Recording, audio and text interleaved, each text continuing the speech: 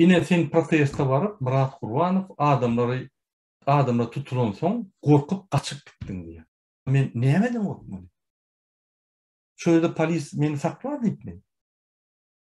Men Fransaň raýaty men 24 saatda konsul ýap çykartdy diye. Näme men gorkmaly? Egerde men Fransada 10 ýyldan bäri security'de işläp gelýän bolsam, Fransaň iň agyr raýonlaryna security agentler bilen etkileyen bolsam, ýa-da işgärlerme agent security saklap gelýän bolsam, bu awtomatly pulemyotlar raýonlary. Men Türkiýanyň içindäki türkmen 30 banditdi gorkmaly. Eger men bäýärde gorkmaýan bolsam, bular Ýewropada bular gatypdy.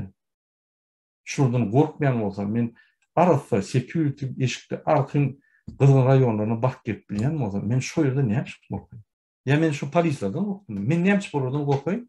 Men Fransa'da polisler, jandarmanın iş yapıyorum. Şunun işlerini, kanunlarını kovuyen. Şveytsariyada men şurada suud ettim. Прекратите, нас сразу узнают.